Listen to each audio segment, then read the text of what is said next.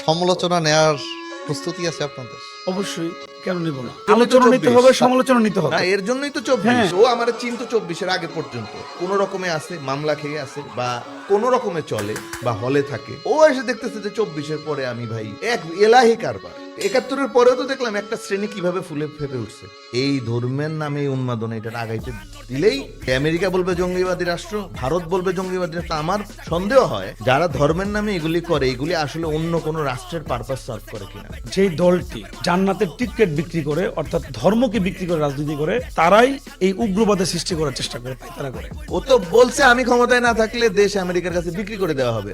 কারণ আমি তো ভাই রিক্সাওয়ালা, আমি বুঝি যে আওয়ামী লীগ নাই, ফেব্রুয়ারি 9 তারিখ আমেরিকার কাছে দেশ বিক্রি করে দিচ্ছে। সেন্ট মার্টিনে যাওয়ার জন্য এখন এত কাহিনী কেন? যখন সাধারণ জনগণ নেমে যায় তখন কিন্তু বুলেট ফুরিয়ে যায়। আপনি আসলে জনগণের বিপরীতে কত বুলেট আপনি আমদানি করবেন আর কত বুলেট মানুষের বুকে চালাবেন, সে কারণেই তাদের ফল ডাউন হয়। এই আন্দোলনের কিন্তু সবচেয়ে বড় স্টেক হোল্ডার কিন্তু বেসরকারি বিশ্ববিদ্যালয়ের শিক্ষার্থীরা। আন্দোলনটা যখনই শেষ হলো, আমরা দেখলাম বড় বড় সমন্বয়ক হিসেবে পাবলিক বিশ্ববিদ্যালয়ের শিক্ষার্থীরা আপনার আবির্ভাব হলেন। বাংলাদেশ বনাম পাকিস্তানের সেই মনস্তাত্ত্বিক ফাইট এখনো যায়নি। বাংলাদেশে কিন্তু এখনো প্রায় 70-80 লাখ শিক্ষিত বেকার, একদিকে শিক্ষিত বেকার, আর একদিকে হচ্ছে ফ্যাসিস্ট বিরোধী শক্তির সাথে কাজ করার জন্য 15 বছর কেরিয়ারই করতে পারে, তারও একটা 10-15 লাখের একটা সংখ্যা আছে। এদেরকে নিয়ে আসলে এখন কি চিন্তা ভাবনা?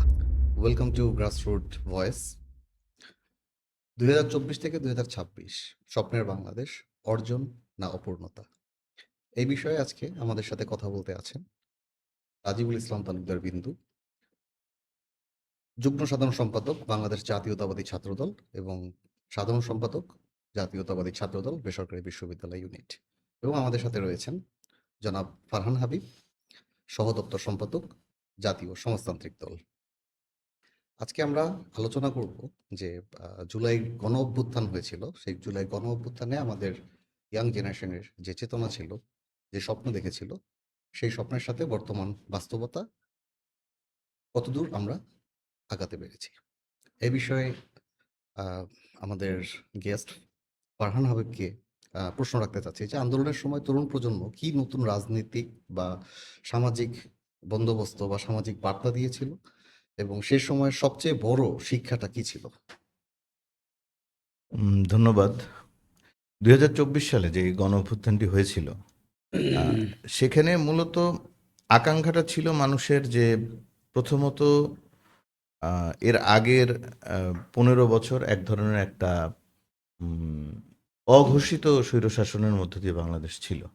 সেখানে গণতান্ত্রিক স্বৈরশাসনকে বলা যায়। একটি গণতান্ত্রিক প্রক্রিয়া বাইরের দিকে ছিল, কিন্তু ভেতরে ভেতরে একটি ফ্যাসিস্ট যেই চর্চা, যেখানে সেখানে যেটা হয় আর কি, যে বিরোধী মতকে, যে কোনো ধরনের বিরোধী মতকেই দমিয়ে রাখা। তো সেটি থেকে মানুষ মানে অনেক বেশি এই স্বৈরশাসনটা মানুষ এক প্রকার ত্যক্ত বিরক্ত যাকে বলে সেটিতে ছিল, এবং সেটি পরবর্তীতে একটি কোটাকে কেন্দ্র করে সেই ঘটনাটা ঘটে। এর মধ্যে বিভিন্ন রাজনৈতিক দল বা বিভিন্ন ব্যক্তিবর্গ, বুদ্ধিজীবী বা বিভিন্ন ফরম্যাটেই এই পরিস্থিতির প্রতিবাদ করেছে, কিন্তু সেই অর্থে কোনো লাভ হয়নি। কিন্তু পরবর্তীতে শিক্ষার্থীরা যখন কোটা নিয়ে মুভমেন্টটা করে, তখন সেটি এক ধরনের একটা বেগ পায় আন্দোলনে। কিন্তু বেসিক্যালি ঘটনাটা আমি মনে করি যে মানুষকে বেশি নাড়া দিয়েছিল হচ্ছে আপনার স্টুডেন্ট যে কিলিংটা, এই কিলিংটা মানুষের মধ্যে, মধ্যবিত্তর মধ্যে বেশি নাড়া দেয়। কারণ এর আগেই রাজনৈতিক দলগুলি কানেক্ট করতে পারছিল না।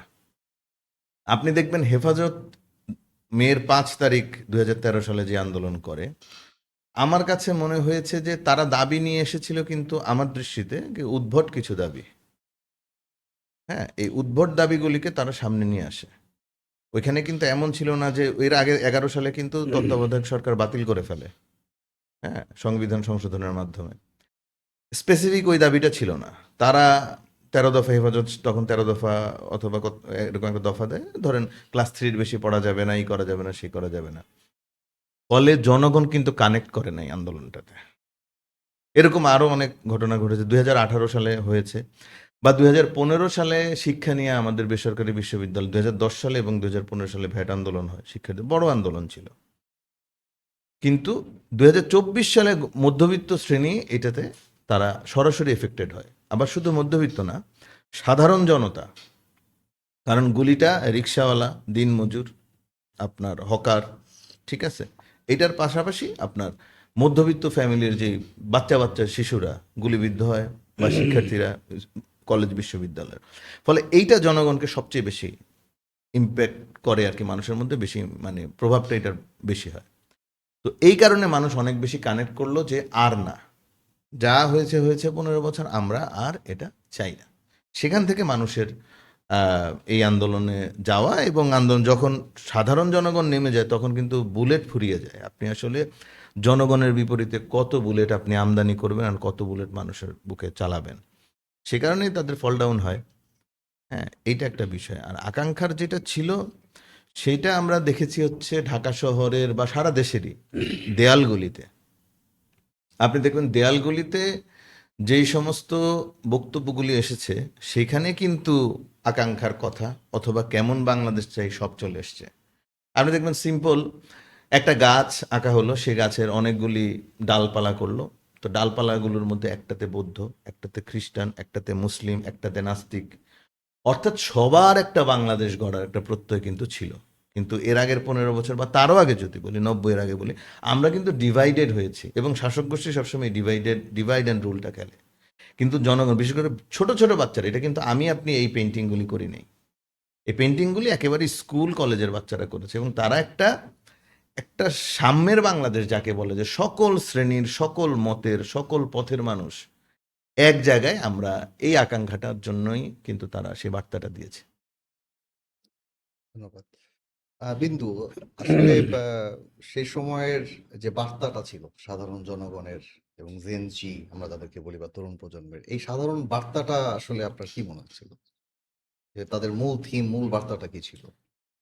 প্রথমত আমি আপনাকে ধন্যবাদ জানাই, পাশাপাশি আপনার মাধ্যমে গ্রাসরুট ভয়েসের সকল দর্শক বিন্দুদেরকে ধন্যবাদ জানাই।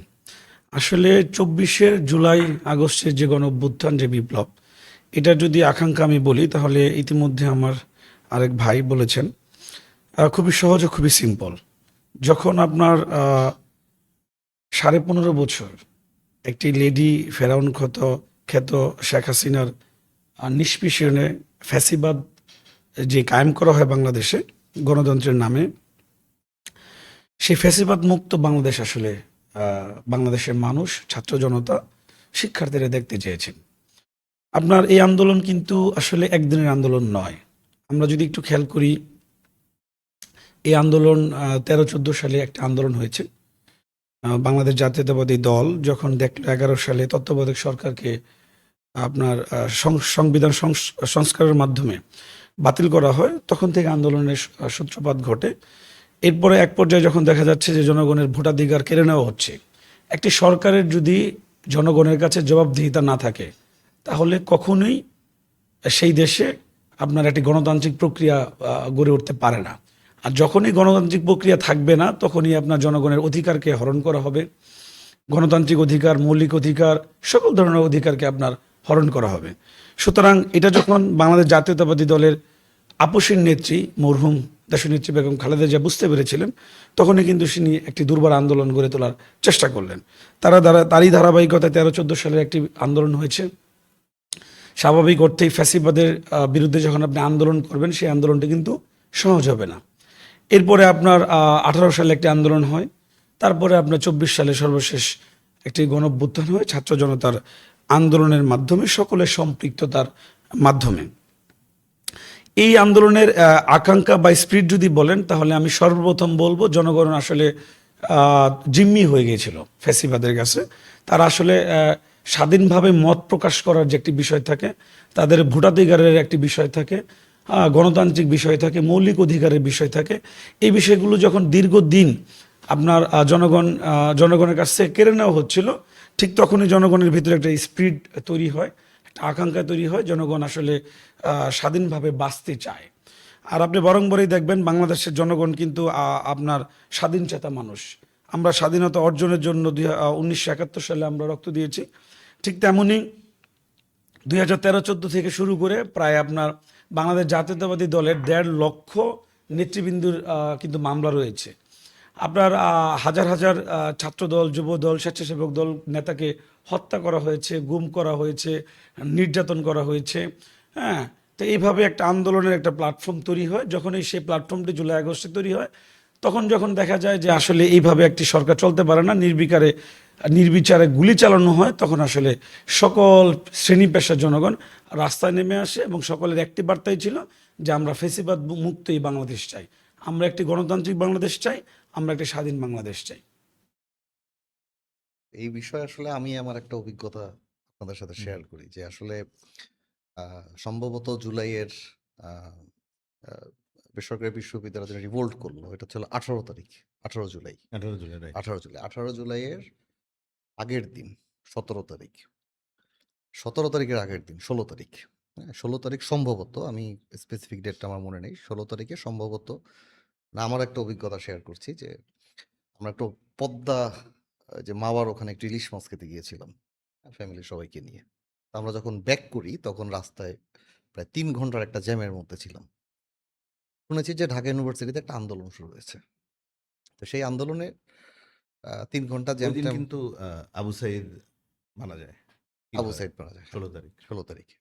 তো আন্দোলন শুরু হয়, আমরা পরে আস্তে ধীরে বাসায় আসি। পরদিন আমার যারা স্কুলের সেই বাল্য বন্ধু, হ্যাঁ, যারা এখন সবাই প্রফেশনাল লাইফে আছে এবং ভালো অবস্থানে আছে, স্কুলের বন্ধুরা আমাকে তখন ফোন দেয় যে, বন্ধু, যেভাবে ঢাকা ইউনিভার্সিটিতে তার আগের দিন রাতে হুম। ছাত্রলীগ কর্তৃক সাধারণ শিক্ষার্থীদের উপরে হামলা হয়, পুলিশ কর্তৃক হামলা হয়, গণগ্রেপ্তার হয়, এর প্রতিবাদে আমরা সবাই মাঠে নামবো। তখন সেই আমার বাল্য বন্ধুদের সাথে আমরা তখন মাঠে নামি। তখনও কিন্তু আন্দোলনের এই পর্যায়ে যাবে সেটা আসলে সাধারণ জনগণ হিসেবে আমাদের কারোর কল্পনায় ছিল না। কারণ এমন একজন মনস্টারের আন্ডারে আসলে আমরা ছিলাম, সাইকো মনস্টার, যে সে যে কোনো কিছু দমন করতে পারবে নিপীড়নের মাধ্যমে। 18 তারিখ যখন আমরা মাঠে, সম্ভবত 18 তারিখেই, যখন আমাদের কানে আসলো যে বেসরকারি বিশ্ববিদ্যালয়ের ছাত্রছাত্রীরা একাত্মতা প্রকাশ করে বৈষম্য বিরোধী ছাত্র আন্দোলনের, এবং তারা একাত্মতা প্রকাশ করেছিল কিন্তু কোট আন্দোলনের জন্য নয়। তারা একাত্মতা প্রকাশ করেছিল কারণ ঢাকা ইউনিভার্সিটি বা পাবলিক ইউনিভার্সিটির যে ছাত্ররা, তারা তো ছাত্র ভাই ভাই বা তারা বন্ধু, ব্যাচমেট, তাদের উপরে যেহেতু হামলা করে, এটা আমরা প্রতিবাদ করি। সেই প্রতিবাদে যখন মাঠে নামে, যখন আমার কাছে খবর আসলো, আমি যে বিশ্ববিদ্যালয়ের ছাত্র ছিলাম, সেই বিশ্ববিদ্যালয়ের 2 জন গুলিবিদ্ধ, একজন নিহত, স্পট ডেড। এখানে BRAC university, east West university, এখানে ব্যাপক গোলাগুলি চলছে এবং সম্ভবত বেসরকারি বিশ্ববিদ্যালয় থেকে প্রায় 50 জনের মতো নিহত হয় বেসরকারি না, বিশ্ববিদ্যালয়। এখানে একটু আমি আপনার সাথে একটু অ্যাড করতে চাই। বেসরকারি বিশ্ববিদ্যালয়ে বেসিক্যালি শহীদ হন 35 জন প্লাস 35 জন, এবং পঙ্গুত্ব বরণ করে হাজার হাজার। হাজার হাজার।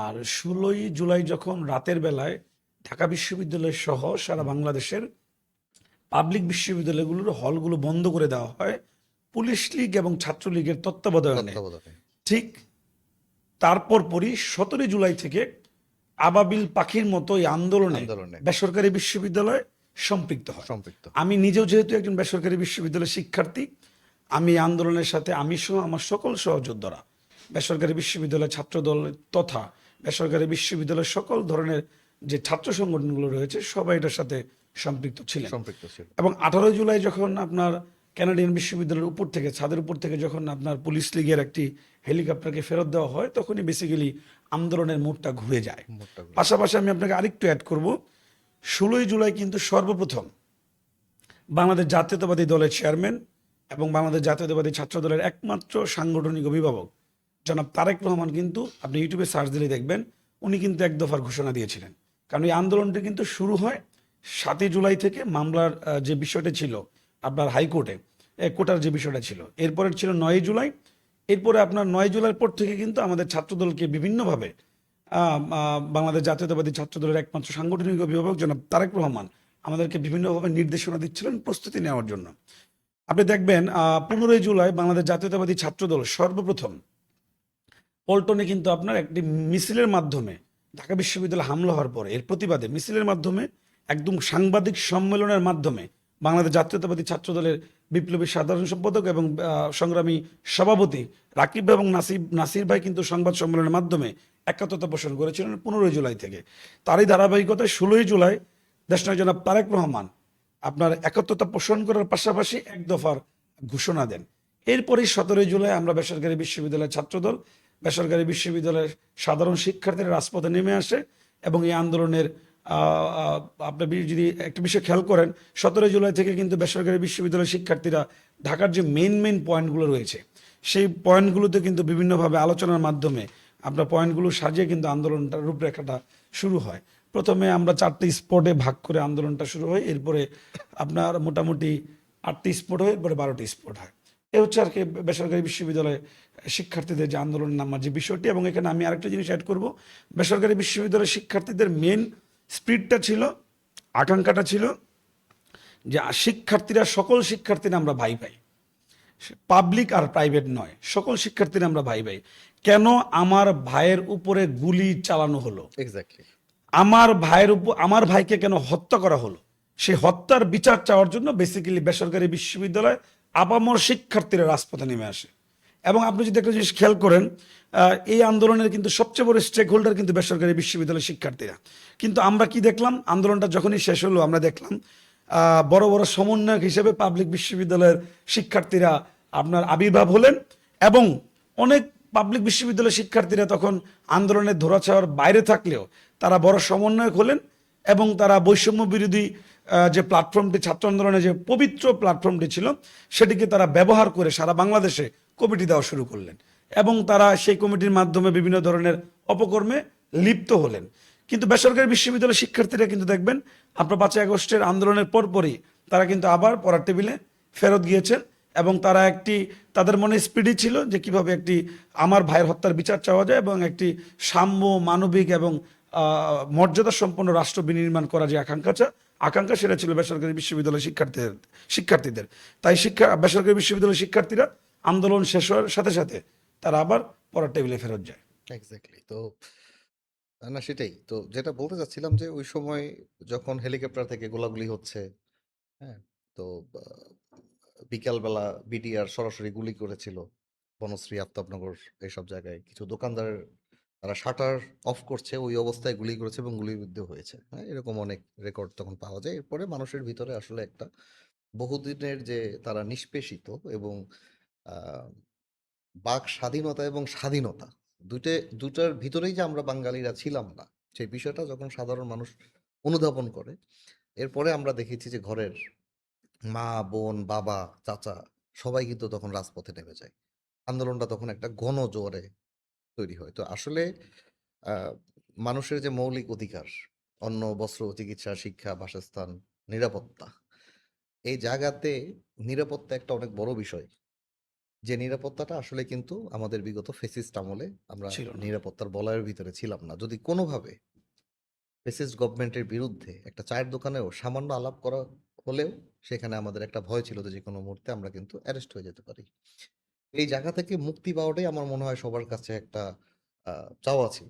যে এই আন্দোলনের হুম। পরে আমরা যে মনে করি যে আসলে আন্দোলনের শিক্ষাটা কি? তাহলে সেখানে আ আমার মনে হয় যে আন্দোলনের শিক্ষাটা ছিল যে আপনি যত বড়ই ক্ষমতাধর হন, জনগণকে কতদিন আপনি আটকায় রাখবেন? জনগণের যখন জনবিস্ফোরণ ঘটে, তখন কোনো শক্তি নিয়েই আপনি আর টিকে থাকতে পারবেন না। এটাই ইতিহাস, ঠিক। সেই ফেরাউনের আমল থেকে ইতিহাস কিন্তু এই বিষয়টাই বলে। তো এখানে আমি একটা প্রশ্ন রাখতে চাচ্ছি আ ফারহান সাহেবকে যে আ মানুষের যে আ ২৪ এর আগের যে জীবনযাত্রা ছিল, সেই জীবনযাত্রা এবং ২৪ এর পরের জীবনযাত্রা, এর ভিতরে কি কোনো পার্থক্য এখন দেখা যাচ্ছে কিনা? এতক্ষণ তো ইতিহাস নিয়ে আলাপ হইলো। ইতিহাস তো আমরা জানি এবং কম বেশি একেবারে তাজা ইতিহাস। তো এবং আকাঙ্ক্ষা কি এটাও আমরা মোটামুটি কিন্তু পরিষ্কার। কিন্তু ২৪-এর পরের যে বিষয়টা সেটা হচ্ছে এই যে নিরাপত্তা নিয়ে যদি বলি। একটা ছিল পরিবেশ ছিল খারাপ, আমরা সবাই জানি। আবার এমন খারাপ মানে রাষ্ট্রের আসলে নানান মেকানিজম থাকে।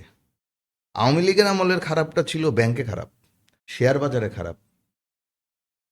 রিকশাওয়ালা বুঝে না যে এই খারাপের কারণে কিভাবে তার জিনিসপত্রের দাম বাড়ে, কিভাবে ডলারের রেট ওঠানামা করে এবং এটার দিন শেষে তার বাজারের ব্যাগেই ঢোকে। হয়তো ওইভাবে সে বুঝে না, কিন্তু বিরক্ত, তারপরে বিরক্ত, জিনিসপত্রের দাম বাড়ে।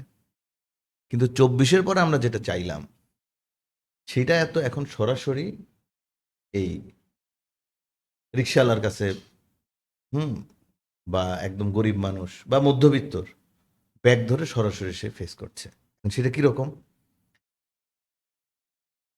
আমি রাতের স্টুডেন্ট অবস্থায় বলি, বা আমি একটা সময় সাংবাদিকতা করতাম, ফলে রোস্টার ডিউটি থাকতো রাতের ২টা ৩টা ভোর ৪টা ৫টা ৬টা।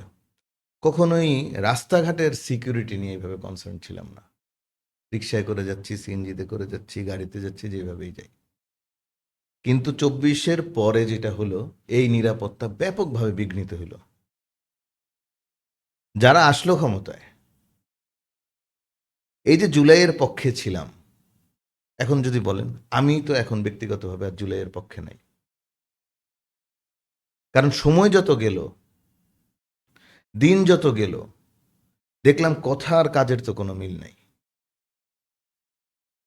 নর্মাল গত পরশুদিনই তো ওই যে বিডার যে প্রেসিডেন্ট আশিক সাহেব, তিনি ইংলিশে করলেন, প্রেজেন্টেশন দিলেন, বাংলাদেশে বিদেশি বিনিয়োগ এনে মানে ভরায় ফেলবেন। এই ইলেক্টেড গভর্নমেন্ট আসার আগে বাংলাদেশে কই এমন বিনিয়োগ আসলো, এবং শেষে এখন এসে সে বলতেছে এখন আমাদের মূল ফোকাস দেশীয় উদ্যোক্তাদের নিয়ে। তাহলে আপনি আগে কি করলেন? প্রতিদিন যেই পরিমাণ, এই যে ২৪-এর আন্দোলনের পরে এই শীর্ষ সন্ত্রাসীগুলি, কি আজকেও একজন মারা গেল, শুক্রবার গুলি খাইছেন, এর আগে শুক্রবার মনে হয়, আর আজকে তিনি মারা গেছেন। এ পর্যন্ত কত এই শীর্ষ সন্ত্রাসীগুলি বের হলো কেন? বের হওয়ার পরে তাদের অন্তঃকন্দলে কতজন মারা গেল। এবং মানুষ, আমার কাছে মনে হচ্ছে যে ২৪-এর পরে ব্যক্তিগত যেগুলি রাজনৈতিক ঘটনাগুলি, তো বিভিন্ন দল তার নিজেদের রেশারেশিতে তো কিল হচ্ছেই। এর বাইরে যদি বলি যে রাজনীতির বাইরে যে সমস্ত কিলিং, আমার কাছে তো মনে হচ্ছে মানুষ মানে সাইকোলজিক্যালি অনেক বেশি অসুস্থ হয়ে পড়তেছে। কারণ সমাজে যেই অস্থিরতা চলে, এইটা আপনার একদম বেডরুম পর্যন্ত এই অস্থিরতা যাবে। শুধু তা না, আমি ২৪-এর পরে দেখলাম যে মুক্তিযুদ্ধকে কিভাবে বিতর্কিত করে আওয়ামী লীগের ওই বয়ানরেই তারা প্রতিষ্ঠিত করলো যে আওয়ামী লীগ ছাড়া এই দেশের মুক্তিযুদ্ধ খাতরে নেই, মানে আওয়ামী লীগ না থাকলে মুক্তিযুদ্ধ বাঁচে না। ২৪-এর পরে তো আওয়ামী লীগের বয়ানটাই যারা ক্ষমতায় ছিল তারা সেটা প্রতিষ্ঠা করলো। আজকে শেখ হাসিনার উপর ক্ষোভ প্রকাশ করে শেখ মুজিবের মুরাল ভাঙছে, ৩২০০ ভাঙছে, বুঝলাম। ৭১ সালের ১৬ ডিসেম্বর পর্যন্ত বা ৭২-এর ১০ জানুয়ারি পর্যন্ত তো এই দেশের একটা হিস্ট্রি আছে। আপনি ১০ জানুয়ারির পরে আরেক হিস্ট্রি আনেন, একদম ১৫ই আগস্ট পর্যন্ত ৭৫-এর, তার আগের পর্যন্ত তো হিস্ট্রি আছে। তো সেই হিস্ট্রি কি শুধুমাত্র শেখ মুজিবের হিস্ট্রি? No. সেই হিস্ট্রিতে তো অনেকেই আছেন, সেই হিস্ট্রিতে বীরশ্রেষ্ঠরা আছেন, সেই হিস্ট্রিতে জাতীয় চার নেতা আছেন, যেই দলই করুক। অর্থাৎ মুক্তিযুদ্ধকে টার্গেট করে করে করে করে, তো আমি তো মনে করি বাংলাদেশের মূল যেই ফাইট, আমরা মনে করি বলি আর কি, যে আওয়ামী লীগের রাজনীতির সাথে বিএনপির বাংলাদেশি জাতীয়তাবাদের ক্ল্যাশ, অথবা জামাতের ইসলামী চিন্তা ভাবনার যে রাজনীতি, না। আমি মনে করি বাংলাদেশের ৭১-এর বাংলাদেশ বনাম পাকিস্তানের সেই মনস্তাত্ত্বিক ফাইট এখনো যায়নি। ফলে এখানে আওয়ামী লীগ সে তার মানে মুক্তিযুদ্ধের একক স্টেক হোল্ডার হয়ে যখন হাজির হয়, তার বিপরীতে হাজির হচ্ছে কিন্তু একেবারে মুক্তিযুদ্ধ বিরোধী শক্তি। এমন একটা শক্তি আসতে পারতেছে না, আমিও মুক্তিযুদ্ধের পক্ষের, তুমিও মুক্তিযুদ্ধের পক্ষের, এইবার তুমি খারাপ করছো বলে তোমাকে জনগণ চায় না, আমাকে চায়, অথবা আমাকে চায় না বলে তোমাকে চায়। এই রাজনীতি বাংলাদেশে এখন পর্যন্ত এস্টাবলিশ হয়নি। অর্থাৎ আমরা যেটা বলি যে বাংলাদেশপন্থী রাজনীতি, আমি মনে করি এখনো বাংলাদেশে সেটা হয়নি। এবং ২৪-এর পরে আমাদের আকাঙ্ক্ষাটা এটা ছিল যে এইবার বুঝি হবে, এইবার বুঝি মুক্তিযুদ্ধের সঠিক ইতিহাস আমরা পাবো, এইবার বুঝি একপাক্ষিক বয়ান থেকে বের হয়ে যাব, এইবার বুঝি মানুষের ভাত কাপড় রুটি রুজির ব্যবস্থা হবে।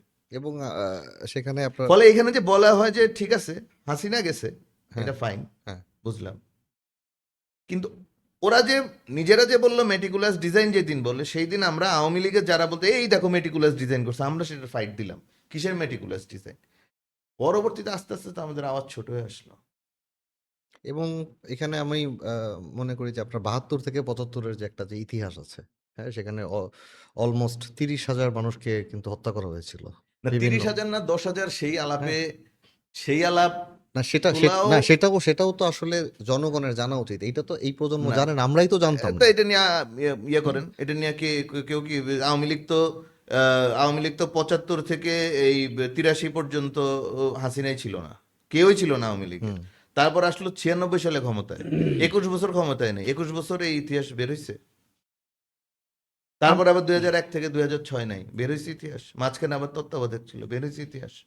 কোন ইতিহাসই তো বের হয়নি। কোন ইতিহাসটা বের হয়েছে বাংলাদেশে?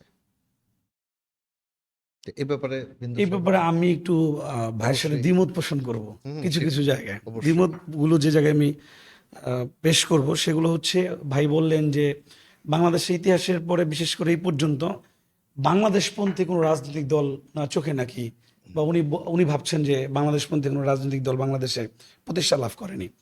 আমি এখানে একটু ভাইয়ের সাথে দ্বিমত পোষণ করলাম।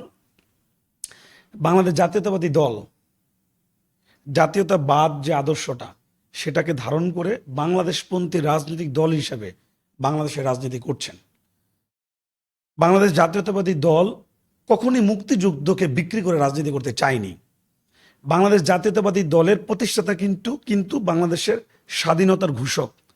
শুধু এবং তাই সেক্টর নয়, কমান্ডার, এবং শুধু তাই নয়, উনি একজন সেক্টর কমান্ডার, মাঠ পর্যায়ে যুদ্ধ এবং করেছে। শুধু তাই নয়, উনি একজন বীর উত্তম, এবং তাই নয়, উনি জেড ফোর্সের অধিনায়ক ছিলেন। অর্থাৎ উনি রণাঙ্গনে মুক্তিযুদ্ধ করে এই বাংলাদেশকে স্বাধীন করেছেন এবং স্বাধীনতার ঘোষণা দিয়েছেন। বাংলাদেশ যদি কোনো কারণে স্বাধীন না হতো, রাষ্ট্রদ্রোহী মামলায় সর্বপ্রথম শহীদ প্রেসিডেন্ট জিয়াউর রহমানকে আপনারা হত্যার আসামি করে আপনারা ফাঁসি দেওয়া হতো। সুতরাং রাজনৈতিক মুক্তিযুদ্ধকে বুকে লালন করে ধারণ করা দল হচ্ছে বাংলাদেশ জাতীয়তাবাদী দল, বিএনপি। কিন্তু তারপরেও এবং কখনই, সম্ভবত বিএনপির ভিতরে মুক্তিযোদ্ধা হ্যাঁ, আমি এখানে আসছি, কখনই আপনি দেখবেন না বিএনপি কখনো মুক্তিযুদ্ধকে বিক্রি করেছে। আবার আপনি দেখবেন, যেটা মাত্র বলতে চাইলেন, বাংলাদেশ জাতীয়তাবাদী দলের সবচেয়ে বেশি আপনি পাবেন মুক্তিযোদ্ধা। সুতরাং বাংলাদেশের রাজনীতি আমরা এই পর্যন্ত যেটা দেখতে দেখতে বিরক্ত হয়েছি, ভাইয়া যেটা বললেন, এই মুক্তিযুদ্ধ নিয়ে দেখবেন আপনার একটা বিক্রির বিষয় রয়েছে। আওয়ামী লীগের বয়ান হচ্ছে মুক্তিযুদ্ধকে বিক্রি করা, আর জামাতে ইসলামকে আপনি দেখবেন সরাসরি যুদ্ধ অপরাধী।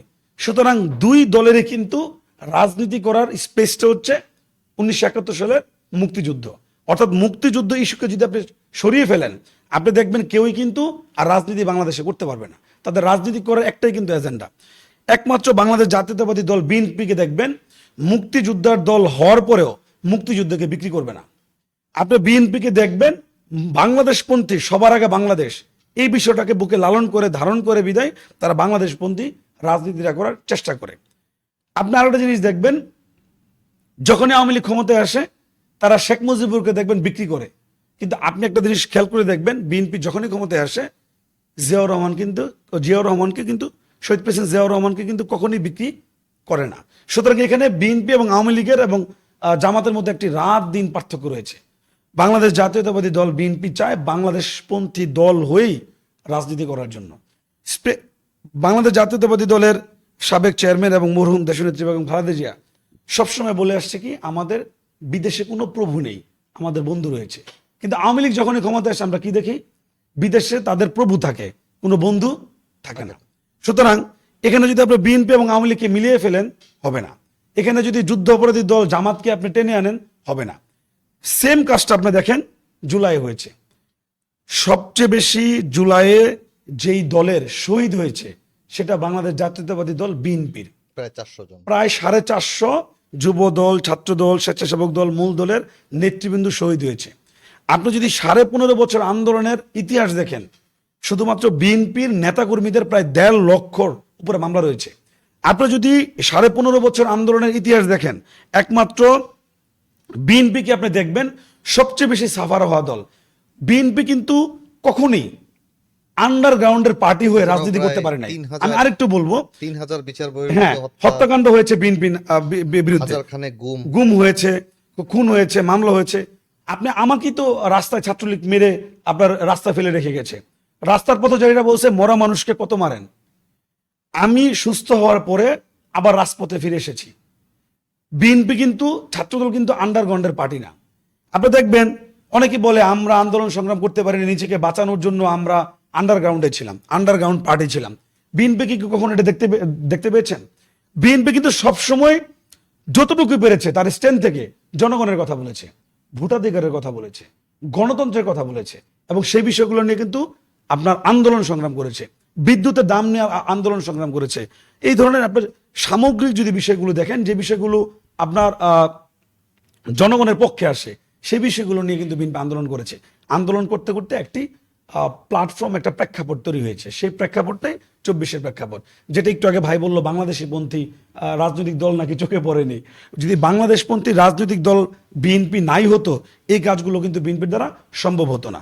সেই একই সিস্টেমে দেখেন আপনার এই জুলাই আগস্টের পরে আমরা কি দেখলাম, ইন্টেরিয়াম গভর্নমেন্টের সময় পিছন থেকে জামাত, আমি যদি জামাতকে এই টিম ধরি, আমি এনসিপিকে ধরবো বি টিম, অর্থাৎ এই টিম আর বি টিম পিছন থেকে রাষ্ট্র ক্ষমতাকে কুক্ষিগত করার চেষ্টা করলো।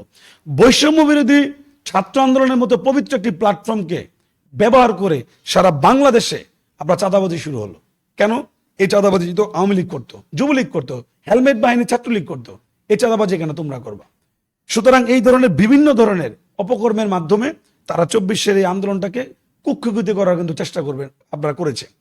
এত ত্যাগ স্বীকার করার পরও বিএনপি হিমালয়ের মতো একটি দল হিসেবে দাঁড়িয়ে থেকে এই আন্দোলনটাকে এই পর্যন্ত নিয়ে এসে 16 তারিখে জনাব তারেক রহমান এক দফার ঘোষণা দেওয়ার পরেও, যে দফা এক দফার ঘোষণা হয় 1 তারিখের পরে, সেটা 16 তারিখে জনাব তারেক রহমান দিয়েছে।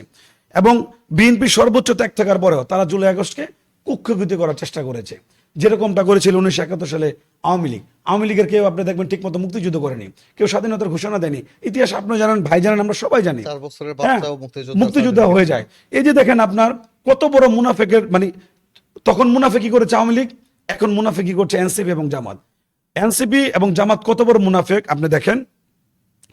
আপনার কিছুদিন আগে দেখবেন জামাতের এক নেতা পবিত্র সংসদে কি বলল, তার বাবা নাকি শহীদ মুক্তিযোদ্ধা ছিলেন, সে মুক্তিযোদ্ধা পরিবারের সন্তান।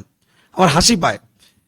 কত বড় মুনাফেক হলে একজন সংসদ সদস্য আপনার সংসদে দাঁড়িয়ে, পবিত্র জায়গায় দাঁড়িয়ে এত বড় মিথ্যা কথা বলতে পারে। অর্থাৎ জামাত প্রয়োজন পড়লে তার বাপকে মেরে ফেলে। পরবর্তীতে কি দেখা গেল, তার বাবা জীবিত আছেন এবং মুক্তিযোদ্ধা নয়।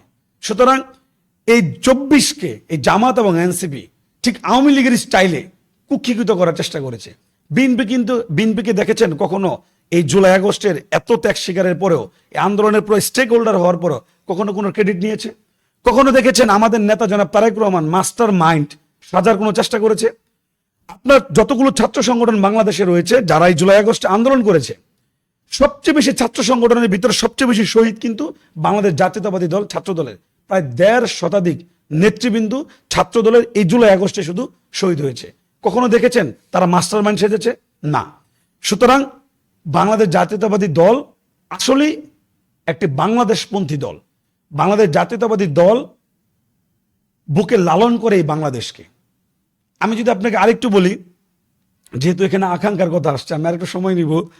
আপনি একটা জিনিস খেয়াল করে দেখবেন, 24-এর আগে বাংলাদেশ জাতীয়তাবাদী দল আপনার যে সংস্কারের কথাগুলো বলেছে, যদি আপনি একটু খেয়াল করেন 31 দফার মাধ্যমে, সেই সংস্কারের সেই কথাগুলো কিন্তু 24-এর পরে আপনার ছোট ছোট অনেক বাচ্চারা এবং জামাত সেই সংস্কারগুলোর কথা বলেছে। অর্থাৎ যে জিনিসগুলো বাংলাদেশের জাতীয়তাবাদী দল অনুধাবন করেছে 20, 21, 19 সাল, 20 সাল, 21 সাল, 23 সাল, 24 সালে, সেই জিনিসগুলো 24-এর পরে বিভিন্ন রাজনৈতিক দলগুলো বলা শুরু করলো। আপনি যদি দেখেন সেই 31 দফার আলোকে বাংলাদেশ জাতীয়তাবাদী দল, একটা সুষ্ঠু নির্বাচন হয়েছে বাংলাদেশে বহুদিন পরে, জনগণ মুখিয়ে ভোট দিয়েছে।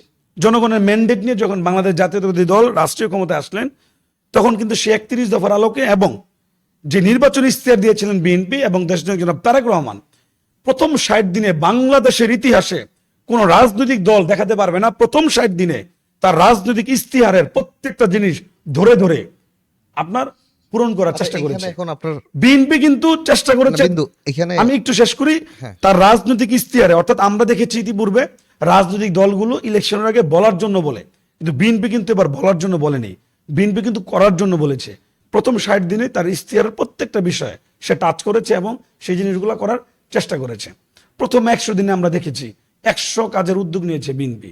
সুতরাং বিএনপি আসলে বাংলাদেশপন্থী দল, বিএনপি আসলে বাংলাদেশের মানুষের দল, বিএনপি আসলে বাংলাদেশের সাধারণ ছাত্র জনতার এবং শিক্ষার্থীদের দল। আচ্ছা বিন্দু, আপনার কাছে এমন একটা প্রশ্ন, সেটা হচ্ছে যে এই প্রায় ১৫ বছরের যুগপৎ আন্দোলনে, হ্যাঁ?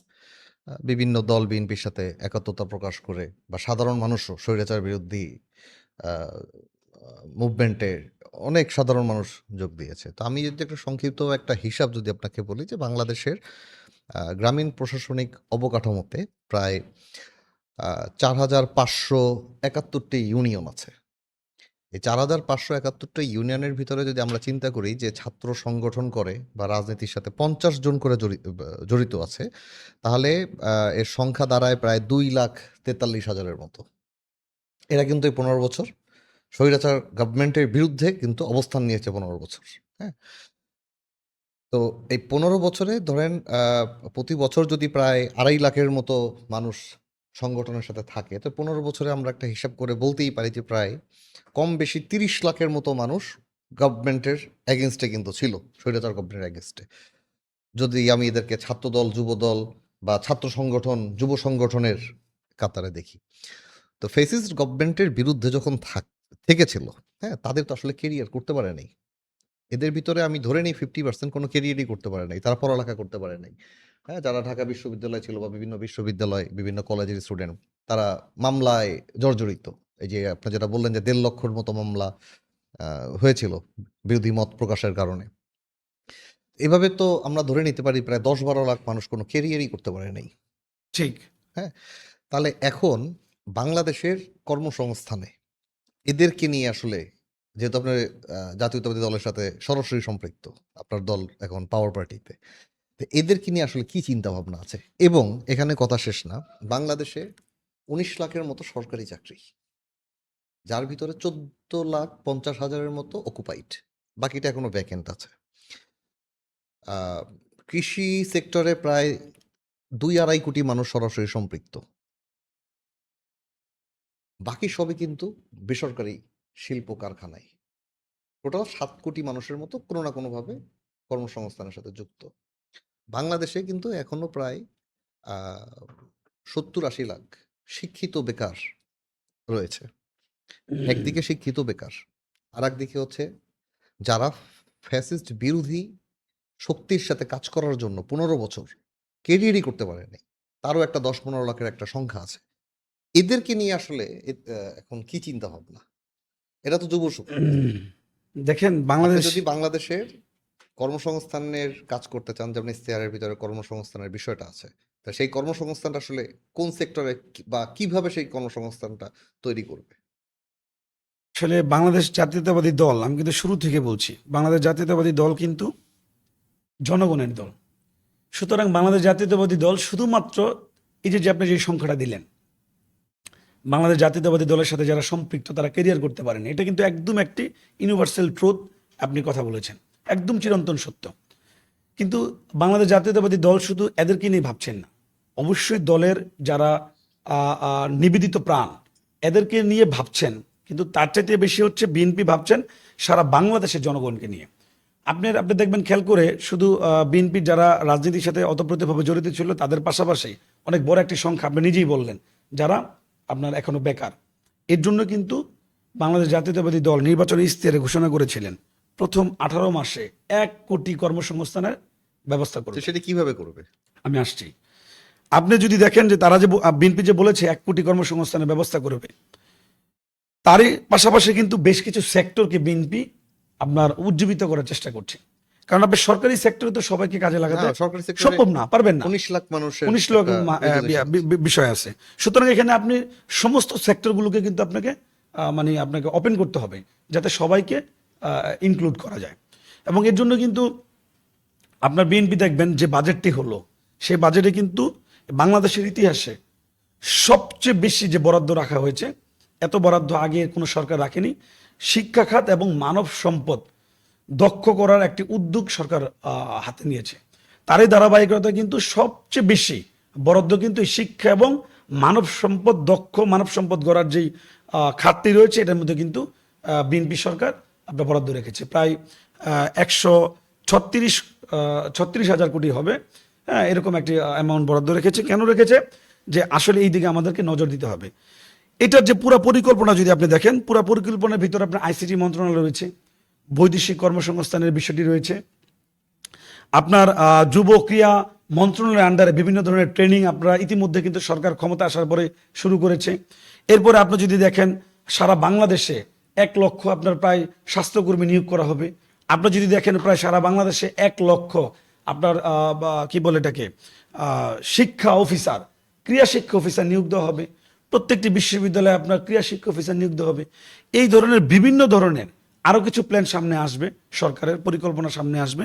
এই ধরনের বিভিন্ন পরিকল্পনার মাধ্যমে সরকার একটা উদ্যোগ নিয়েছে যে কিভাবে এই কর্মসংস্থানগুলো করা যায় সবাইকে আপনার ইনক্লুড করে, অর্থাৎ ইনক্লুসিভ প্ল্যানের মাধ্যমে বাংলাদেশ জাতীয়তাবাদী দলের সাথে যারা সম্পৃক্ত এবং যারা দল করে না তারাও তো এই সরকারেরই আন্ডারে।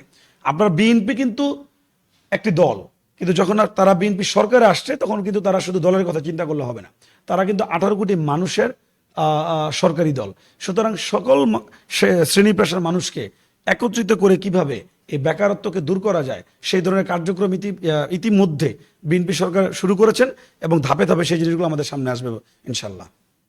আচ্ছা, ফারহানের কাছে যদি আমি একটা প্রশ্ন রাখি, হ্যাঁ, সরাসরি প্রশ্ন যে আমরা 24-এর সময় যেটা আওয়ামী লীগের দেখেছি, যেটা 72 থেকে 75 যে ইতিহাসটা আমরা পরে জানলাম, চোখে তো দেখি নাই, প্রমাণও পাই নাই। কোনটা?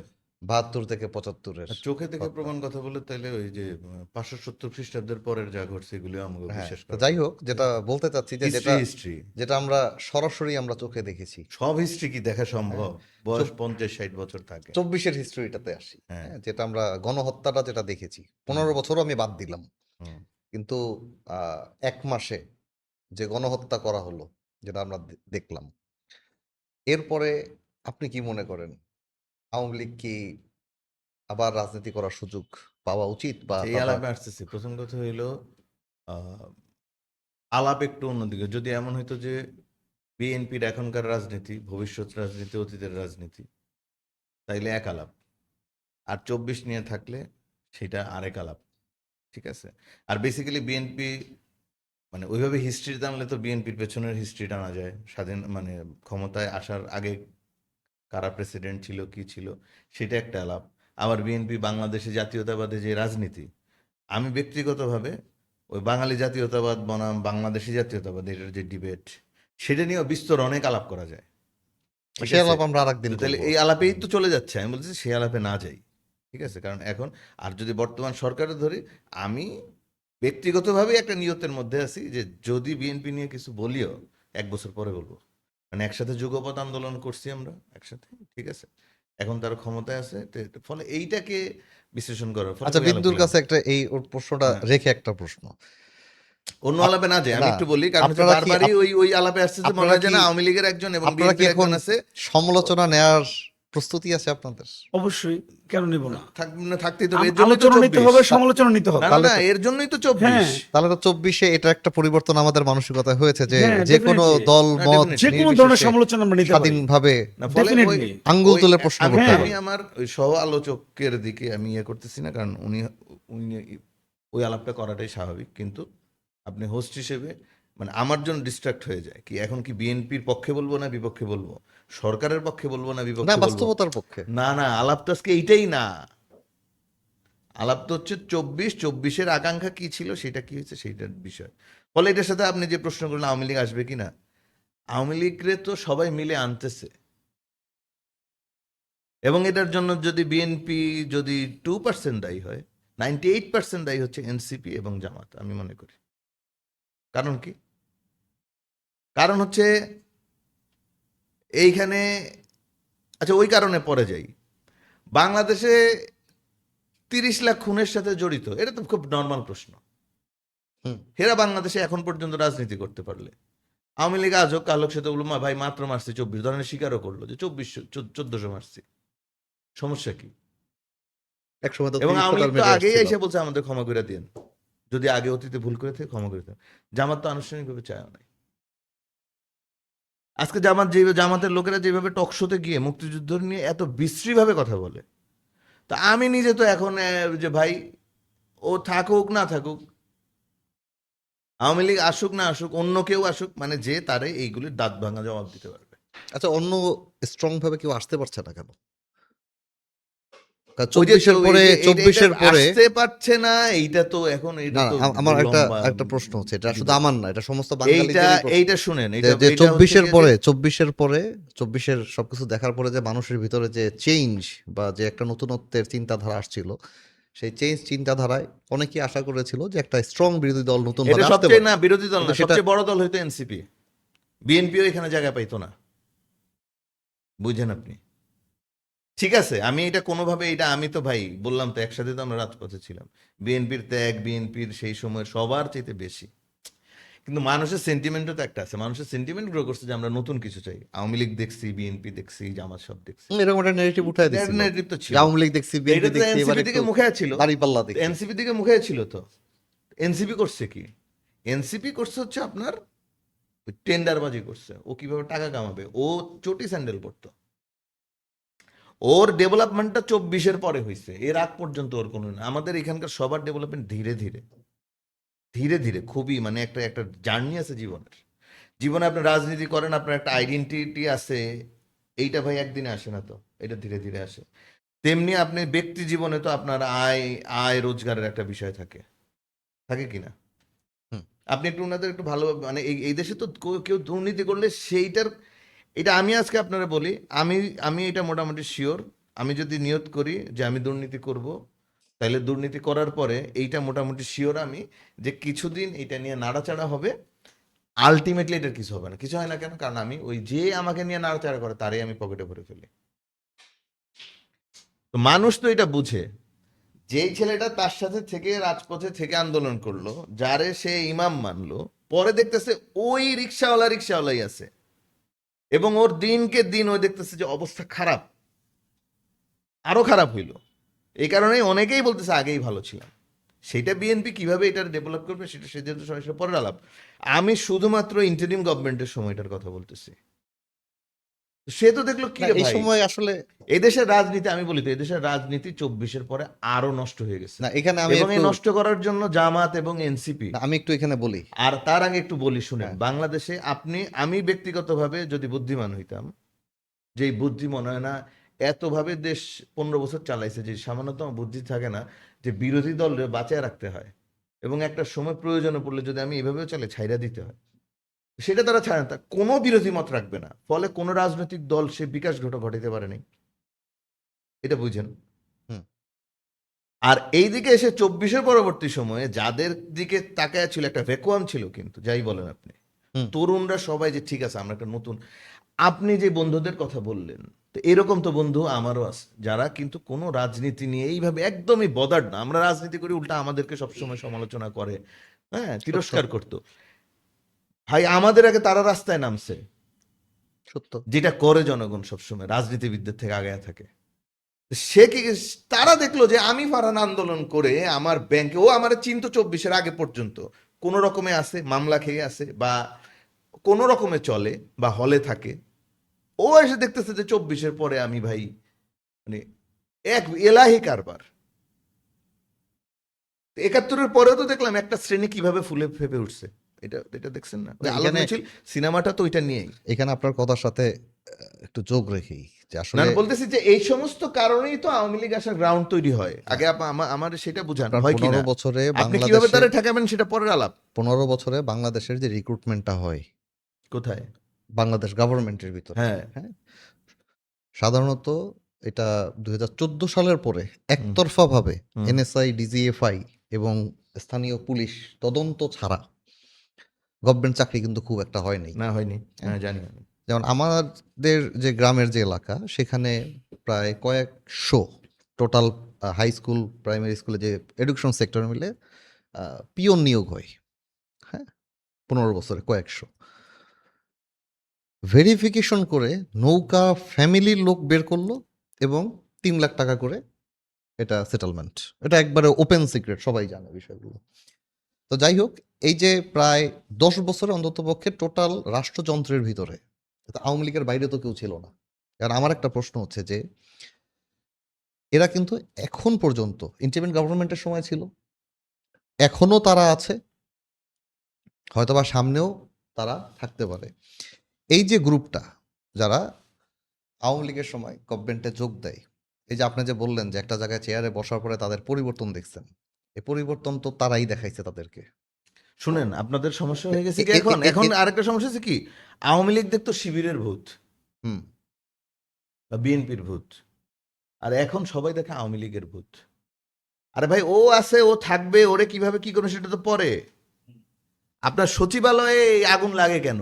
আর সেটাই আমি ওই ব্যাপারটাতে আসছিলাম, সচিবালয়ে হুট করে আগুন কিভাবে লাগছে? যে সচিবালয় একটা হুট করে আগুন লাগে, আবার যে কোনো একজন আওয়ামী লীগের এমপি লাস্ট শেষের দিকে এমপি ছিল, এক প্রজেক্ট থেকে, এক এলজিডি মিনিস্ট্রি থেকে প্রায় 2-2.5 হাজার কোটি টাকা কাজ না করে উত্তোলন, তার ফাইলটা যখন সামনে আগায় তখনই সচিবালয়ে আগুন লাগে। পরবর্তীতে এখন তার নামটা ব্যবহার করেই আমরা শুনতে পাচ্ছি যে 5,000 কোটি টাকার মতো, তাই না, 500 বা 5,000 কোটি টাকার মতো তৎকালীন সময় এলজিডির উপদেষ্টা হিসেবে যে ছিল আমাদের, 5,000। 5,000 কোটি টাকা তার কাছ থেকেই সে 5,000 কোটি টাকা নিয়েছে। এবং সেই শিশু উপদেশটা আপনার সাথে একটু অ্যাড আবার করি। আবার দেখলাম সে একটা স্টেটমেন্ট দেয় যে এই টাকাটা, আমার যে টাকা আছে তার আমার ভ্যালিড আমি এটাই বলতে যাচ্ছিলাম, পেপারস আমার কাছে আছে, আমি কিন্তু সেই দেখাতে পারবো সেই কিভাবে শিশু ইনকামটা হলো। উপদেশটা আবার আপনার এই স্টেটমেন্টটা দেয়। আর যিনি কিনা ভাইয়ের সাথে আমি একমত, যিনি কিনা আগে আন্দোলনের সময় বা আপনার 24-এর আগে স্যান্ডেল পরতেন এবং নর্মাল জিন্সের প্যান্ট পরতেন, সেই শিশু উপদেশটা 5,000 কোটি টাকার মালিক হওয়ার পরে দুদু তাকে জিজ্ঞেস করার পরে সে আবার এই ধরনের স্টেটমেন্ট দেয়। তো এই হচ্ছে আসলে এই চিলড্রেন পার্টির অবস্থা। আর ভাইয়া যে আরেকটা কথা বললো, ওই যে বিএনপি দেখেছি, আওয়ামী লীগ দেখেছি, বিএনপি দেখেছি, এখন অন্য কিছু দেখি। আর আপনি বললেন বিএনপি দেখেছি, আওয়ামী লীগ দেখেছি, এবার দাঁড়িপাল্লা দেখি। এরকম একটা নেগেটিভ কিন্তু হ্যাঁ, ইলেকশনের narrative আগে ছিল, খুব বড় হ্যাঁ, একটা হ্যাঁ। নেগেটিভ আমি এটাই বলছি আর কি, আমার একটু বলার সুযোগ দেন। এই দুইটা নেগেটিভই কিন্তু একটা নেগেটিভ, এবং সেটা কিন্তু এই জুলাইকে যারা কুক্ষিগত করার চেষ্টা করেছিলেন তাদের নেগেটিভ, অর্থাৎ জামাত এনসিপির নেগেটিভ। এরা এমনও করেছে, এক একটা রিক্সাওয়ালাকে তারা ভাড়া করতেন, গ্রামগঞ্জ থেকে রিক্সাওয়ালা এনে বা ঢাকা শহর রিক্সাওয়ালাগুলোকে তারা ভাড়া করেছেন। একটা রিক্সাওয়ালাকে নেওয়ার পর জিজ্ঞেস করছে, তুমি কত টাকা রিক্সা ভাড়া দৈনিক রিক্সা ভাড়া দিয়ে উপার্জন করতে পারো? স্বাভাবিক 1,000 টাকা অনেকে বলেছে, খরচ টরচ বাদ দিয়ে। প্রত্যেকটি রিক্সাওয়ালাকে বলা হয়েছে যে আমরা 1,500 করে টাকা তোমাদেরকে দিব, এবং তুমি যা ভাড়া ইনকাম করবে সেটাও তোমার। শুধু রিক্সায় ওঠার পরে সাধারণ জনগণকে বলবা যে আমরা বিএনপি দেখেছি, আমরা আওয়ামী লীগও দেখেছি, এবার আমরা দাঁড়িপাল্লা না, দেখবো। এটা তো আসলে পাশাপাশি সিনজিওলাদেরকেও, পাশাপাশি ভাইয়া আমি আরেকটু শেষ করে দিব, বট বাহিনী যেটা আমরা বলি সবাই, ফেসবুকে তাদের যত ধরনের বট বাহিনী আছে, যত সংখ্যার, এটা সবসময় আমি বলতাম ইলেকশনের আগে, এবং ইলেকশনে সেটা প্রমাণ হয়েছে। অর্থাৎ জামাত এনসিপির যতগুলা বট আইডি আছে, জামাত এনসিপির কিন্তু ততগুলা ভোটও ছিল না। হ্যাঁ, এটা আসলে তারা একটা নেগেটিভ দাঁড়া করানোর চেষ্টা করেছে, কিন্তু জনগণ তার সেই নেগেটিভ নিবেও না, নেয়ও নি। সুতরাং আপনি যদি জুলাই নিয়েও শুধু যদি আলোচনা করেন, এবং সরি আপনি যেটা বলছিলেন আওয়ামী লীগ নিয়ে, আওয়ামী লীগ ফেরার বিষয়টি ভাইয়া যেটি বললেন, সত্যিকার অর্থেই এই এনসিপি এবং এই জামাতে কিন্তু তৈরি করছে। কারণ তারা যে ধরনের দুর্নীতি, অপপ্রচার, গুপ্ত প্রচার এবং সরকারের অহেতুক মানে বিরুদ্ধাচরণ, যেমন ধরেন আপনার বাজেট হওয়ার পরে ভাইয়া আমি আমার জন্মের পরে আমি খুব কম দেখেছি যে একটা সরকার বাজেট পেশ করলে কিন্তু সাথে সাথে কিন্তু দ্রব্যমূল্যের দাম কিন্তু বেড়ে যায়। এই সরকার বাজেট পেশ করার পরে মানে আমার চোখে পড়েনি খুব বেশি কোনো পণ্যের কিন্তু দাম বাড়েনি। তারপরে দেখেন সিগারেটের দামটা মনে হয় আমি আসছি বেড়ে গেছে। এরকম একটি পরিবেশ যদি অহেতুকভাবে তৈরি করে জামাত এনসিপি, আওয়ামী লীগ সুযোগ পেতে পারে। কিন্তু আমি বাংলাদেশ জাতীয়তাবাদী দলের একজন কর্মী হিসেবে বলতে চাই, বিএনপি কখনোই এরকম একটি ফ্যাসিবাদকে রাজনীতি করার সুযোগ দিবে না ইনশাল্লাহ। এটা আমি একজন জাতীয়তাবাদী দলের কর্মী হিসেবে আজকের এই পডকাস্টে বলে আসলে গেলাম। বিষয়টা তো ঠিক আছে, দল হিসেবে তো নর্মালি যদি একটা ইলেকশনও হইতো, ইলেকশনের মাধ্যমে ধরেন আওয়ামী লীগের বিদায় হয়েছে, বিএনপি কি পরের ইলেকশনে চাবে যে সে আসুক? আমি তো চাবো, এই চাওয়া স্বাভাবিক, এটা ঠিক আছে। বিরোধী দলকে আমি চাবো না সে ক্ষমতা, আমি ক্ষমতায় থাকি। ঘটনাটা তো তা না, ঘটনাটা তো যেই দিকে যাচ্ছে, আবার কবে আমার বিরুদ্ধে সবাই মিলে, ধরেন আমিও তো জুলাইতে ওই যোদ্ধা না ভাই, হ্যাঁ, কারণ বাসা বাড়িতে ছিলাম, হয়তো ফেসবুকে 2-4টা স্ট্যাটাস দিছি, বলছি যে ঠিক আছে। হুম। আর প্রেস ক্লাবে মিছিল টিছিল হয়েছিল তখন একটু গেছি, মানে ওইভাবে তো স্টুডেন্টদের মতো কি আর, স্টুডেন্টরা যেইভাবে গেছে ওইটার সাথে তো কোনো তুলনাই হয় না। কিন্তু দিন শেষে আমারও এসে তো ধরেন শুলে চড়াইতে পারে, কিন্তু বাস্তবতা আসলে কোন দিকে যাচ্ছে দিন দিন। এই দেশের রাজনীতি তো পলিউটেড থেকে আরো পলিউটেড হয়ে গেছে। এই কারা, এই যে দেখেন ফেসবুক খুললেই দেখি ওই যে রিক্সাওয়ালা, রিক্সাওয়ালা কোনো সমস্যা না, আমি রিক্সাওয়ালা রাজনৈতিক নেতা, আমার নেতাও আরও, কারণ আমি এই আগে সিপিবি করতাম, ফলে আমার ইমিডিয়েট যে শাখায় আমি কাজ করতাম উনি এই ড্রাইভার্স ইউনিয়নের উনি প্রেসিডেন্ট ছিলেন, উনি একজন পেশাদার ড্রাইভার ছিলেন। পরে রাজনীতি করতে করতে করতে করতে তারপর এমন ছিলেন গার্মেন্টসের শ্রমিক থেকে লিডার হয়েছে, যেটা সিপিবির রাজনীতিতে হয় আর কি। ফলে ওইটা আমার সমস্যা না, কিন্তু ইনাদের দেখতাম, ইনাদের লেখা পড়া ত্যাগ। আর আজকে ওই যে রিক্সাওয়ালা সুজন শুনে ও মনে হয় কানে শুনে কম, প্রতিটা শব্দ একটা মানুষের এইভাবে ভুল হয় কেন, ঠিক আছে, কিন্তু সে বলতেছে তো বলতেছে বলতেছে। তো আপনি একটু মুখগুলি দেখেন তো, কতগুলি মেয়ে আছে তাদেরকে দেখেন তো, মানে মানে আমি বুঝি না যে রাজনৈতিক নেতা যাদেরকে দেখলাম, ধরেন আমি ওনার দলের আইডিওলজি আমি পছন্দ করি না, কিন্তু তারপরেও তো ধরেন যদি বলি, ধরেন আমি তো বিএনপি রাজনীতিতে বিলিভ করি না, কিন্তু মির্জা ফখরুল বললে তো আমরা বলে ঠিক আছে, আমাদের আগে ছাত্র ইউনিয়নের নেতা ছিলেন। তারপর নজরুল ইসলাম খান, যদি আওয়ামী লীগেরও ধরেন সৈয়দ আশরাফ থেকে শুরু করে অন্যান্য, আপনি 100 সমালোচনা করেন, কিন্তু একটা মান আছে তো নেতৃত্বের। ফলে আমি বলি যে ফেলো কলিগ যেটা, এইটা ভাই আমি আমি এখন তো আমার জাসত্ব একেবারে ছোট হয়ে গেছে না, কিন্তু তারপরে বলবো ভাই আমার মান যায় না ওর সাথে, ওদের সাথে কে, তাহলে তরুণ প্রজন্মের যে রাজনীতি বলতেছি, এটা এটা কই, এটা কি আসছে, এটা আসছেটা কি? না আসলে আপনি আওয়ামী লীগ বিএনপি সমালোচনা করেন, সবার সমালোচনা, কোনো সমস্যা নাই, তখন দেখলাম যে তরুণ যেটা আসছে এটা কি আসছে, এটা কি এটা জেনারেশন বেদব আসছে? আসছে। না এটা এই- বেদব এই আসছে। জিনিসটার কারণটা কি? না আমি শুধু এটাই বলতেছি না যে এনসিপি বা কোনো একটা নতুন দল হিসেবে তরুণ প্রজন্ম রাজনীতি যাবে। তরুণ প্রজন্মের রাজনীতি তো আমি বাদ দিলাম, আওয়ামী লীগ এখন নাই, রাষ্ট্রীয়ভাবে একটা নিষেধাজ্ঞার মধ্যে আছে, বাট এক্সিস্টিং যে রাজনৈতিক দলগুলো আছে, এই এক্সিস্টিং রাজনৈতিক দলগুলোতে তরুণ প্রজন্ম, মানে তরুণের তো একটা ডেফিনেশন আছে, একটা বয়সেরও ডেফিনেশন আছে। তা আমরা তো আসলে দেখি যে বড় বড় রাজনৈতিক দলে তরুণ প্রজন্মে যারা বসছে তারা 50 আপ। হুম।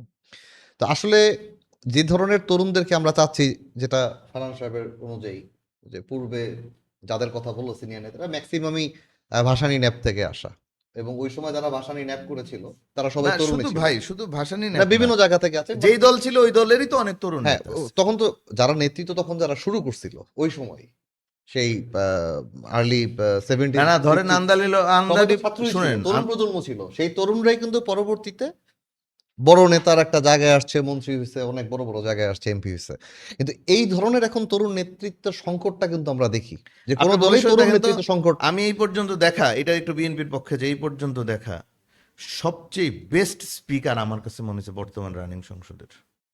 আমার কাছে মনে হচ্ছে একটা ঠিকঠাক এডুকেটেড মানুষ, এবং উনার সিভিক সেন্স, উনার অ্যারোগেন্সি, উনার অ্যারোস্ট্রোকেসি সব কিছু আছে। উনি বিরোধী দলকে কিভাবে ডিল করতে হয় উনি বলতেছেন, যে বিরোধী দল আন্দালিব রহমান পার্থ মেশিন, ওই যে ওয়াশিং মেশিন এগুলি চাইছিল দেখে সমালোচনা করতেছেন। উনি দুইটা কথা বলছেন যে চেয়ে বড় কোনো পাপ করেন নাই। সবার আগে বলছেন যে এইটা হয়তো আমাদের ইনহাউস এটা বলা যেত, আবার উনি চেয়ে এটা কোনো পাপ করেন নাই, ফলে এটা নিয়ে আমরা বেশি কথা না বলি। আরও বিভিন্ন জায়গায় আরেকজন তো জামাতের একজন তো কি সুচ টুচ হাবি জাবি এগুলি নিয়ে, তো এগুলি বাচ্চা কাচ্চারা আপনি দেখাবেন কেমনে? তো উনি বলতেছে আপনি সংসদে এই সমস্ত কথা বলেন না। কেউ যদি অতি, যে আমরা আগে সংসদে যেটা দেখতাম, যে তেলের পর তেল, তেলের পর এখনো দিতে চাই, এই রাজনীতি এখনো গান হতো, বিদ্যমান যাত্রা আছে, হতো। ঠিক আছে, যে কত তেল দেওয়া যায় এটা এখনো আছে, এটা যায় না এই দেশের রাজনীতি। তারপরে উনি এটা ডিসকারেজ করেন যে আপনি পয়েন্টে আসেন, ঠিকই তো ভাই, পাবলিক আমরা বসে আছি কি আপনার নেতারা আপনি তেল দেওয়ার জন্য? তেল দিতে হবে কেন ভাই? কোনো আপনি ভাই আপনারা যত কথাই বলেন, আমি কিন্তু বারবার এই আওয়ামী লীগ রাজনীতি না করুক, বিএনপি রাজনীতি না করুক, সে করুক বা না করুক, বা বলতে পারেন আপনি এক্সিস্টিং একটা দল করে কিভাবে এত এনসিপির কাছে এত চাওয়া, আমি বলবো যে কারণ বয়সের পার্থক্য আমার আর তার বেশি না। তাহলে আমি ওইখানে যেতে পারলাম না কেন? যেতে পারলাম না হলো ও একই কালচার ইয়ে করতো, তাহলে আমার আগের কালচারে আমি থাকি ভাই। হয়তো এখন আমি জিএসডি করি, নাহলে আমি ধরেন বিএনপি করতাম, নাহলে আওয়ামী লীগ করতাম, না অন্য কিছু করতাম। এনসিপি করার দরকার নাই তো, একই কালচার তো। কারণ সে যখন এলাকায় যায়, ও বলতেছে, হান্নান মাসুদ বলতেছে যে তার পানি পড়ে, বুঝেন, কিন্তু ও 100 গাড়ি 200 গাড়ি নিয়ে এসে শোডাউন করে যেতেছে। তাহলে ওরা তো একই কাজ, তো 100 গাড়ি 200 গাড়ি আওয়ামী লীগ বিএনপি রাজনীতিতে আছে, মেন পাওয়ার শো করতে হয় তাদের, এই কারণে টাকা কামাইতে হয় বা টাকা আনতে হয়, ধরেন এটাই রাজনীতি তাদের। কিন্তু শোডাউন ছাড়া তো আসলে গ্রাম পর্যায়ে ভাই রাজনীতিও হয় সেটা না। অন্য আলাপ। আমি বলতেছি তো, বড় দল বুর্জোয়া দল এটা করে, মানছি তো এটা আমি। তো তুমি তো বলছো নতুন বন্দোবস্ত, ও তো করবেই। তাহলে কি ভালো খারাপ অন্য আলাপ। তাহলে কি নতুন বন্দোবস্তের সাথে দেশের সাধারণ জনগণ একটু ডিটাচড? মানে আমি যদি এটা শুনেন, এইটা বিন্দু সাহেবের বিএনপির কেউ কাছে যদি শোডাউন করতো, আওয়ামী লীগের কেউ যদি শোডাউন করতো, মানুষ এটা মাথায় মেনে নিছে। এই কারণে ওরা 3টা সিট পায়, বুঝছেন। নাইলে এই 24-এর পরে ওরা সংখ্যাগরিষ্ঠ হওয়ার কথা, অথবা ওরা 70, 80, 90টা সিট পাওয়ার কথা ছিল। ওদের কত অধপতন হইলে ওরা কতক্ষণ বিএনপির কাছে, কতক্ষণ আওয়ামী লীগের কাছে দৌড়াদৌড়ি করে যখন দেখছে বিএনপির সাথে হয় না, তখন জামাতের কোলে উঠছে। জামাতের কোলে উঠে তাও তাদেরকে দিছে কয়টা, 30টার ভিতরে তারা মাত্র কয়টায় জিতছে? 6টা। 6টায়। তাহলে কি পরিমাণ অধপতন তাদের হয়েছে। আপনি এই জামাত ইয়ে করেন না, জামাতকে আপনি মনে করেন যেখানে যেখানে তারা এমপি হয়েছে তারা রাজনীতি করতে দিবে? এগুলি তো সব জামাতের ভোট। আর কিছু সাধারণ মানুষ হয়তো ওই যে সেলিব্রিটি চেহারা দেখে ভোট দিছে কিছু। কালকে থেকে জামাত ছেড়ে যাক, কয়টা কয়টা লোক পাবে? ওই আমার যে কয়জন লোক, ওরা একই। ওরা এত বড় কিছু না তো। আমরা মনে করছিলাম আমি চাইছি তারা বড় হোক। আমি বলি বা আমাদের মতো মানুষ আছে তারা বড় হোক, আরেকটা দল আসুক, অসুবিধা নেই, বিএনপি আছে, জামাত আছে, বা অন্যান্য দল আছে, আসুক, আরেকটা দল হোক, যে আসলে আমরা তো মনে করছি এরাই হবে পিপলস ভয়েস। আচ্ছা, আমি আরেকটা প্রশ্ন করি, আমাদের একবার শেষ পর্যায়ে আছি যে বর্তমান যে বর্তমান সরকারের সরকার প্রধান জনাব তারেক রহমান সাহেব, তিনি কিন্তু বহুবার একটা জিনিস বলেছেন যে জুলাইয়ের যে চেতনা ছিল বা জুলাইয়ের যে কাঙ্ক্ষিত স্বপ্ন ছিল, এটা পুঙ্খানুপুঙ্খভাবে বাস্তবায়ন করার সে চেষ্টা করবে, আপ্রাণ চেষ্টা করবে, যথাসাধ্য চেষ্টা করবে। তো এই অবস্থাতে আমরা আসলে কি একটা গভর্নমেন্টকে তো আসলে 4 মাসে হিসাব করা খুবই কঠিন। 4 মাসের ভিতরে অনেক কিছু র্যাপিড চেঞ্জ করে দিবে বা 4 মাসের ভিতরে অনেক কিছু হবে, এটা আসলে সম্ভব না। তো যতটুকু তাদের মুভমেন্ট বর্তমান দলের, তাতে কি আপনি মনে করতেছেন যে যে স্পিরিটটা সবাই ধারণা করছিল, যে চেঞ্জগুলো দেখতে চেয়েছিল, তার কিছুটা হলেও বা 40 থেকে 50% এই বর্তমান সরকার সেই কাঙ্ক্ষিত জায়গায় কাজ করতে পারবে এই না, 4 মাসের আমি তো অভিজ্ঞতায়? বললাম তো, আমি 4 মাস, এই জন্যই বলছি ওই 4 মাসের সিচুয়েশনেই নাই, 4 মাসের ওই অভিজ্ঞতায়। ভাবনার জায়গায় নেই। আমি মনে করছি কারণ এরকম এখন সমালোচনা করলে সমালোচনার মতো কিন্তু এগুলি তার ধরেন মন্ত্রীরা করছেন। আবার আমার কাছে মনে হয়েছে যে এটা কি আমাদের সাংবাদিকরা বেশি করে, নাকি যে সচিবালয় থেকে ওসমানী মিলনায়তনে হেঁটে যাচ্ছেন, হেঁটে গেছেন, ভালো। উনি ওনার ওয়াইফকে ড্রাইভ করে গেছেন, ভালো, খারাপ না, ঠিক আছে। কিন্তু এটা চেঞ্জ তো, পরিবর্তন তো এটা। হ্যাঁ, ঠিক আছে, ভালো। আমরা দেখছি আগে একটু বড় ব্যাপার স্যাপার আমাদের কাছাকাছি, আমরা আমাদের বউ নিয়ে বের হই, উনি ওনার ওয়াইফ নিয়ে বের হয়েছেন, সুন্দর, ভালো, এটা সুন্দর ধরলাম, ঠিক আছে। আর অসুন্দরের যেটা, সেটা আসলে উনাদের যখন অসুন্দর হয় তখন এটা অনেক বড় ইম্প্যাক্ট ফেলে। উনি ওনার ওয়াইফের সাথে ভালো থাকলে আমি যে আমার ওয়াইফের সাথে ভালো থাকবো বা খারাপ থাকবো এটা নির্ভর করে না। কিন্তু উনি যদি রাষ্ট্রে কিছু খারাপ করে ফেলেন, আমরা একেবারে সবাই শেষ হয়ে যাই। হুম। তো ফলে এটা অনেক বড় ব্যাপার। তো এখন পর্যন্ত আমি ইয়ে করিনি, তবে ইদানিং কিছু আন্দোলন দেখতেছি, ওনার আবার চায়না সফর আছে, মালয়েশিয়া সফর আছে, প্রথম সফর। এগুলো অনেক বড় ইম্প্যাক্টফুল বিষয়। চায়না থেকে কিছু যেটা আমাদের সার্বভৌমত্বরে আরেকটু স্ট্রং করে, সেগুলি কতটুকু হয় এই বিদেশ সফরের মাধ্যমে। মালয়েশিয়া আমাদের একটা বড় শ্রমবাজার, হুম। ফলে কালকেই উনি যাচ্ছেন, ঠিক আছে, কালকে এবং পরশুদিন ওনার মিটিং, সেখান থেকে কি রেজাল্ট আসে এগুলির একটা বিষয় আছে। আবার আপনার চায়নায় একটা একটা ইপিজেড এর মতো বড় করে বিনিয়োগ, মানে অর্থাৎ বিদেশি বিনিয়োগ আনা, এগুলো। তবে একটা জিনিসে পুরোপুরি ব্যর্থ আমি মনে করি, আইন শৃঙ্খলা, এইটায় পুরোপুরি ব্যর্থ এখন পর্যন্ত আমি মনে করি। এনসিগুলো ব্যর্থ হওয়ার কি কারণ হতে পারে? না, আমি তাহলে আপনার প্রথম থেকে একটু বলবো শর্ট করেই।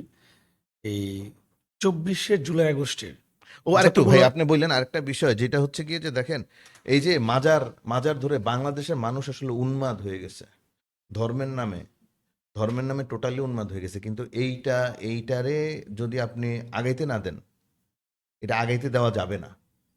এই ধর্মের নামে এই উন্মাদনা, এটা আগাইতে দিলেই আপনার ওই আমেরিকা বলবে জঙ্গিবাদী রাষ্ট্র, ভারত বলবে জঙ্গিবাদী রাষ্ট্র, অথবা আমার সন্দেহ হয় যারা ধর্মের নামে এগুলি করে এগুলি আসলে অন্য কোনো রাষ্ট্রের পারপাস সার্ভ করে কিনা। এইটা এইটা একটু খেয়াল রাখবেন, কারণ আচ্ছা, আমি ভাইয়ের সাথে ইনক্লুড করে দিলে শুরু করব। বেসিক্যালি বাংলাদেশের মানুষ ধর্মের নামে উগ্রবাদ হচ্ছে না। বাংলাদেশের রাজনৈতিক দলের ভিতরে যেই দলটি জান্নাতের টিকিট বিক্রি করে, অর্থাৎ ধর্মকে বিক্রি করে রাজনীতি করে, তারাই এই উগ্রবাদের সৃষ্টি করার চেষ্টা করে, পায়তারা করে। বাংলাদেশ এমন একটি দেশ, এখানে হিন্দু থাকবে, বৌদ্ধ থাকবে, খ্রিস্টান থাকবে, মুসলমান থাকবে, যার মন চাইবে ভাই গান গাইবে, যার মন চাইবে কবিতা আবৃত্তি করবে, যার মনে চাইবে সে পবিত্র কোরআন তেলাওয়াত করবে। এখানে বাধা দেওয়ার তো কিছু নেই। সুতরাং এই বিষয়গুলো যারা জান্নাতের টিকিট বিক্রি করে তারাই করার চেষ্টা করে। ইনশাল্লাহ আমরা বিশ্বাস করি বাংলাদেশের জনগণ এদেরকে প্রতিহত করবে। আমি যে কথাটা আসছিলাম, জুলাইয়ের আন্দোলনের পরে যতগুলো ইতিবাচক পরিবর্তন হয়েছে, নেতিবাচক পরিবর্তন অবশ্যই হয়েছে কিছু, কিন্তু ইতিবাচক যে কয়েকটি পরিবর্তন, কোশ্চেনটা হচ্ছে আইন শৃঙ্খলা। আমি আসছি। আমি ওই যে ওইটা একটি স্কিপ করে গেছে, তো এর জন্য যতগুলো ইতিবাচক পরিবর্তন হয়েছে তার মধ্যে তরুণ প্রজন্মের রাজনৈতিক আকাঙ্ক্ষা বৃদ্ধি পেয়েছে এবং রাষ্ট্র পরিচালনার আপনার ইচ্ছা বলেন, উদ্যোগ বলেন, বৃদ্ধি পেয়েছিল এই জুলাই আগস্টের আন্দোলনে। কিন্তু সেই আন্দোলনের পর আমরা দেখলাম শুধু যে এনসিপির মধ্যে সেটা মানে বৃদ্ধি পেয়েছিল তরুণ প্রজন্মে, তা কিন্তু না। সেটা বিএনপি সহ আরো অপর রাজনৈতিক দলের যারা ছাত্র সংগঠন করে অথবা যারা ছাত্র তারা ওই সংগঠনের সাথে সম্পৃক্ত হয়ে কিন্তু তাদের মধ্যে এই স্পিডটা বা ইচ্ছে শক্তিটা বৃদ্ধি পেয়েছে। তার মধ্যে শুধু একটি দল এনসিপি, তাদের মধ্যে আমরা দেখলাম কিছু বেদবের বৃদ্ধি পেয়েছে। এটা আসলে রাজনৈতিক দল না বা রাজনৈতিক শিষ্টাচার না। ভাইয়া একটু আগে যেটা বললেন, নেতৃত্বের একটা ক্লাস থাকতে হবে, একটা লেভেল থাকতে হবে। রাজনীতি শুধু করলেই হবে না। ধরেন অভিনয় শুধু করলেই কিন্তু হবে না। অভিনেতা হিরো আলম অভিনেতা।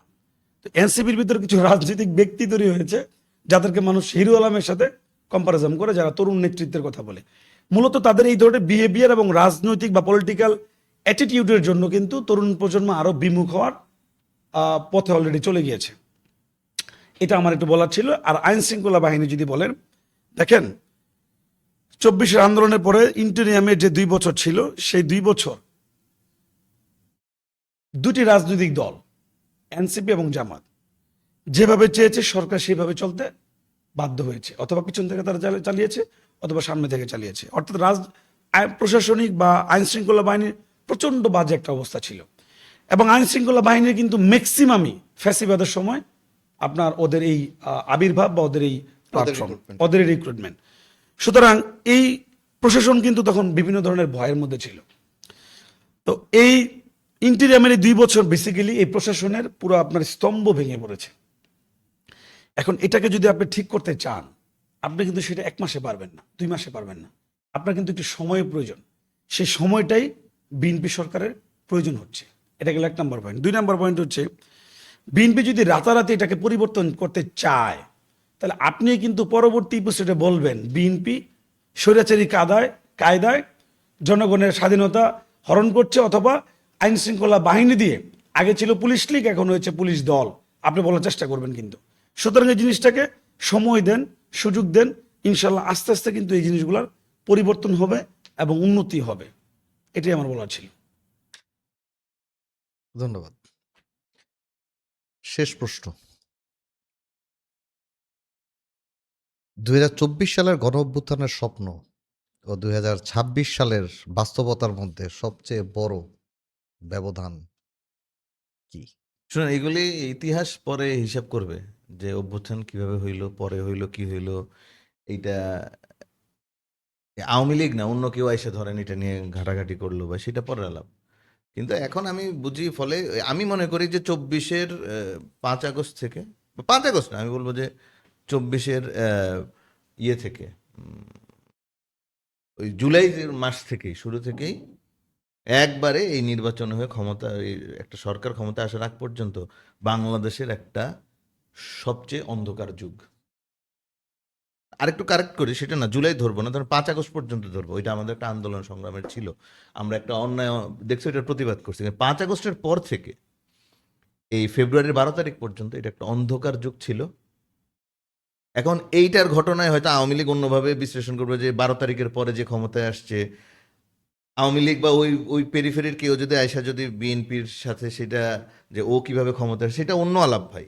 কিন্তু আমি বুঝতে চাই যে এই এখন থেকে ফেব্রুয়ারির 12 তারিখের পর থেকে যে সরকার আছে এইটার বিচার বিশ্লেষণ কিন্তু এখান থেকেই হবে। এইটার বিচার বিশ্লেষণ এখান থেকে হবে। কিন্তু 5 আগস্ট থেকে 26-এর 12 ফেব্রুয়ারি পর্যন্ত যেটা সেটার সাথে যদি আমার দল ইনভলভ থাকে, আমি মনে করি বিএনপি যদি ইনভলভ থাকে, অন্য কোনো দলও যদি ইনভলভ থাকবে, এইটার কাফফারা দিতে হবে। এটার কাফফারা আমি মনে করি দিতে হবে। ফলে কার কতটুকু বেশি কম সেটা পরের আলাপ। কারণ যেটা চাইছিল সেটা হয় নাই সামহাও, এবং এটা চেষ্টা করা হয়েছিল যে ফেব্রুয়ারির 12 তারিখ ইলেকশনটা যাতে না হয়। না হয় অ্যাবসলিউটলি। এইটা নিয়ে ব্যাপক হয়েছে। তো ফলে মানুষ বিশ্লেষণ করে ফেব্রুয়ারি 12 তারিখ থেকে বিএনপি থাকুক এখানে যদি অন্য কোনো কিছু যদি একটা ভাস্কর্য যদি ক্ষমতায় আসে, সেইটার বিচার বিশ্লেষণের টাইম 12 তারিখের পর থেকে শুরু হয়ে গেছে। ফলে এটা ভালো করলে ভালো, খারাপ করলে এটার ওই রকমই হবে। কিন্তু 24-এর 5 আগস্ট থেকে ফেব্রুয়ারির 26-এর ফেব্রুয়ারি 12 তারিখ পর্যন্ত যারা ছিল এবং এটার সাথে যারা জড়িত ছিল, ঠিক আছে, এতে হয়তো বেনিফিটেড হইতে পারে অনেকে, বা রাজনৈতিকভাবে মানে নেতিবাচকভাবে, আমি নেগেটিভলি বলতেছি না, পজিটিভলি হয়তো রাজনৈতিকভাবে, কিন্তু এইটার কারণে তো অন্য ঘটনাও ঘটছে। তো ফলে আমি মনে করি ওইটার যে চাওয়া আকাঙ্ক্ষা, ওইটারে পুরা যারা আসছিল এর পরে এইটাকে পুরা ধ্বংস করে দেশকে একেবারে, আমি বলি যে ওরা বহু পিছিয়ে দিয়েছে, ওরা চলে গেছে। একটা ওই যে বলে যে এটা একটা বাটপার সরকার ছিল। আমরা বারবার তাদের সাথে বসছি, আমরা বিভিন্নভাবে তাদেরকে বলার চেষ্টা করছি, এবং শেষে যখন নাইলে ফেব্রুয়ারির 9 তারিখে একটা চুক্তি হয়, ও কিভাবে চুক্তি করে? ওরা কি চুক্তিরই তো এর কোনো অধিকার দেওয়া হয় নাই, ভ্যালিডিটি নেই। ওই চুক্তি করছে। তার মানে এই চুক্তির জন্য এখন তো ও তো আরেকটা সরকার, ধরেন এটা বিএনপি আসলো না, আমার দলই ক্ষমতা আসলো, আমি একটা অকওয়ার্ড সিচুয়েশনে না, আমেরিকার সাথে আমি এটা কিভাবে ডিল করব? কি আমি কি এটা বাতিল করব না রাখবো? এটা আমার গলার কাটা। মানে একটা আজ এখানে বলে যে আওয়ামী লীগ আসবে আসবে বলেন না, একটা শুনেন, চুক্তি করা, আওয়ামী লীগ এটা একটা আসবে bad কি আসবে না, intention। সবচেয়ে বড় কথা তো হলো ও কি আসবে না আসবে পরের আলাপ। তো ও তো বলছে আমি ক্ষমতায় না থাকলে দেশ আমেরিকার কাছে বিক্রি করে দেওয়া হবে। এখন আমি তো ভাই রিক্সাওয়ালা, আমি বুঝি যে আওয়ামী লীগ নাই, ফেব্রুয়ারির 9 তারিখে আমেরিকার কাছে দেশ বিক্রি করে দিচ্ছে। তো ও যেটা বলছে ও বলছে সেন্ট মার্টিনে যাওয়ার জন্য এখন এত কাহিনী কেন? এখানে এই নৌ বিহার হ্যানত্যান হাবিজাবি, এখানে বঙ্গোপসাগর নিয়ে এত টেনশন, এত আলাপ কেন? তো ও তো এগুলি বলছে। এখন ও কোন উদ্দেশ্যে বলছে না উদ্দেশ্যে আপনি বিচার বিশ্লেষণ আপনারা করবেন, কিন্তু পাবলিক তো দেখতেছে কি রে ভাই, ও যেটা বলছে এটা তো তাইলে সত্যি। তো তাহলে এগুলি করেই তো আওয়ামী লীগের আশার প্রেক্ষাপট তৈরি হচ্ছে। আর সেটা কিভাবে হবে সেটা তারটা সে করে খাবে, সে করতে পারলে করলো। বিন্দুর কি ধারণা? আমি যদি আপনাকে এক কথায় বলি, এটি একটি আপেক্ষিক প্রশ্ন আর কি। কারণ এক একজনের স্বপ্ন কিন্তু এক এক রকম, বাস্তবতাও এক এক মানুষ এক একভাবে ফেস করে।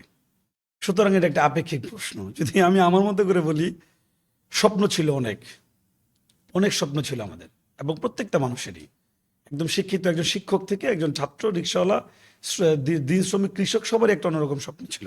সেই স্বপ্ন কিন্তু 2 বছরে পূরণ হয়নি, যেটা ভাই একটু আগে বললেন। বরঞ্চ আমি বলবো আরো স্পেসিফিকভাবে ওইটা একটা আলেমিয়া জাহিলি যুগ ছিল আর কি, ওই 2 বছর। তো বাস্তবতা, আমি ওই 2 বছরের বাস্তবতা আমি বলবো না, কারণ ওটা আরো দেশকে খারাপ পর্যায়ে নিয়ে গেছিল। আমি যদি বলি বাস্তবতা, আমরা কাউন্ট করবো, ভাইয়া যেটা বললো, 12ই ফেব্রুয়ারির মাধ্যমে 12ই ফেব্রুয়ারি একটি জাতীয় নির্বাচনের মাধ্যমে 18ই ফেব্রুয়ারি পর থেকে আমরা বেসিক্যালি হিসাব করব। যেহেতু 18ই ফেব্রুয়ারি থেকে বিএনপি সরকার ক্ষমতা গ্রহণ করেছে এবং ওই ইন্টেরিয়াম গভর্নমেন্ট ক্ষমতা হস্তান্তর করেছে। এই 18 তারিখের পর থেকে বিএনপি সরকার আসলেই চাচ্ছে কিভাবে জনগণের সেই স্বপ্নগুলো যতটুকু সম্ভব, হ্যাঁ অনেক বাধা বিপত্তি ষড়যন্ত্র আছে, এগুলো আমরা বুঝি দেখি, সেই ষড়যন্ত্রগুলো মোকাবেলা করে, এবং যেই সময় বিএনপি সরকার দায়িত্ব গ্রহণ করলেন, কারণ আমরা কখনোই ফিল করি না আমরা ক্ষমতায় আছি। আমরা আমাদের প্রধানমন্ত্রী থেকে শুরু করে আমরা পর্যন্ত ফিল করি যে আমরা আসলে দায়িত্বে আছি। তা আমরা দায়িত্ব গ্রহণ করার পর থেকে কিন্তু আসলে বাংলাদেশের অর্থনীতি বলেন, আপনার বিচার বিভাগ বলেন, প্রশাসন বলেন, সবগুলো সেক্টরে কিন্তু খুব ভঙ্গুর অবস্থায় রয়েছে। প্রথমত ফেসিবাদ ভঙ্গুর অবস্থায় রেখে গিয়েছে, দ্বিতীয়ত এই 2 বছর ইন্টেরিয়াম গভর্নমেন্ট আরও এটাকে তলানিতে নিয়েছে। তো এখন বিএনপি সরকার এমন একটি সময় আসলে দায়িত্ব গ্রহণ করেছে যখন আসলে দেশের পরিস্থিতি কোনোভাবেই ভালো নয়। এই পরিস্থিতি থেকে জনগণের আকাঙ্ক্ষাকে বুকে লালন করে, বিশেষ করে জুলাইকে বুকে ধারণ করে যতটুকু সম্ভব মানুষের স্বপ্নগুলো পূরণ করা যায়, এবং এটাই হচ্ছে বর্তমান বাস্তবতা। মানে বিএনপি চেষ্টা করছে, সরকার চেষ্টা করছে, এই চেষ্টা করাটাই হচ্ছে বর্তমান বেসিক্যালি বাস্তবতা। স্বপ্ন আমরা অনেকেই অনেকভাবে দেখছি, আর বর্তমান সরকার বিশেষ করে 18ই ফেব্রুয়ারি থেকে যে সরকার দায়িত্ব গ্রহণ করেছে, তারা সেই স্বপ্ন পূরণ করার চেষ্টা করছে। এটা হচ্ছে বাস্তবতা আমার চোখে দেখা মতো আর কি। ধন্যবাদ। ধন্যবাদ ফারহান, ধন্যবাদ বিন্দু। আপনাকে ধন্যবাদ। পাশাপাশি আজকের আমার যে বিজ্ঞ আলোচক ছিলেন আমার সাথে, আমি অনেক কিছু শিখলাম। ভাইয়াকে অনেক বেশি ধন্যবাদ। ধন্যবাদ। ধন্যবাদ। এরকম আরো আলোচনা করলে আমরা হয়তো না, আরো আমরা- বিভিন্ন বিষয় নিয়ে আমরা আরো আলোচনা করব। আমরা সরকারের অনেক সমালোচনা করব, সরকারের ভালো কাজগুলোর অ্যাপ্রিসিয়েট করব। আসলে আমাদের তৃণমূল পর্যায়ে, তৃণমূল যে সাধারণ মানুষ, তাদের ভিতরে কোন বিষয়গুলো ধারণ করে, সেটাই আমরা জনগণের সামনে উপস্থাপন করতে চাচ্ছি। আপনার আজকের এই প্রোগ্রামের মাধ্যমে আমি আরেকটি অনুরোধ করতে যাচ্ছি। বিরোধী দল এবং জনগণ, সাধারণ জনগণ শব্দটা আমি বলবো না, কারণ সাধারণ শব্দটাকে জামাত একদম মানে পচায় ফেলছে। সাধারণ জনগণ, সাধারণ শিক্ষার্থী, সাধারণ রুগী, সাধারণ রিক্সা চালক, সাধারণ শিক্ষক, মানে এটাকে নষ্ট করে ফেলছে। আমি বলবো যে রাজনৈতিক দলগুলো এবং জনগণ এবং শিক্ষার্থীরা অবশ্যই সরকারের আলোচনা এবং সমালোচনা করবে। সে আলোচনা সমালোচনা নেওয়ার মতো সম্পূর্ণ মন মানসিকতা এই সরকারে রয়েছে, কিন্তু দয়া করে কেউ কোনো গুজব, প্রোপাগান্ডা ছড়াবেন না। এটা আসলে আমাদের অনুরোধ। গুজব প্রপাগান্ডা তো সমস্যা, তবে আমি মনে করি যেহেতু জামাত একটা বাস্তবতা, আমি তারা মানি আর অস্বীকার করি, যাই করি সেটা অন্য আলাপ, কিন্তু ও তো করবে, ওটা শুনে ওরা ওইভাবেই আমার কাউন্টার দিতে। হ্যাঁ, এটা একটু টাফ ওদেরকে কাউন্টার দেওয়া, কারণ ওরা হচ্ছে গিয়ে যে ওই সত্য তো বলে না, মিথ্যারে বারবার বলে বলে এমনভাবে আনে, সেটা তো করে না। তো সবচেয়ে বেটার হয় আপনি জামাতের কাউরেও আনেন, তাদেরকে সরাসরি এই বিষয়গুলির মুখোমুখি করান, করলে তো নিশ্চয়ই, কারণ আমরা তো এখানে তো জামাত তো নাই, তাইলে না তারাই বলা যায় যে ভাই এইটা এইটা এইভাবে এইভাবে করছো, বা এনসিপির কাউকে, বা এই ধরনের এই চিন্তার কাউকে, তাই না? না, সেগুলো খুব দ্রুতই সমস্ত দলমত নির্বিশেষে সবার সাথেই আমাদের এই টেবিলে বসা হবে, কথা হবে। তো মূলত আজকের অনুষ্ঠানটি এই মুহূর্তে আমরা এখন শেষ করছি। আমরা ধন্যবাদ। অনেক তাড়াতাড়ি আবার আমরা দেশের কোনো একটা প্রেক্ষাপটের বিষয় নিয়ে আমরা খোলা মনে, স্বাধীনভাবে আমরা কথা বলবো। যে 24 যে স্বাধীনতাটা, অর্থাৎ বাক স্বাধীনতাটা আমাদের দিয়েছে, সেই বাক স্বাধীনতা ধারণ করেই আমরা সামনে আবার কথা বলবো। তো আজকের মতো এই অনুষ্ঠানটি শেষ করছি। খোদা হাফেজ। আসসালামু আলাইকুম।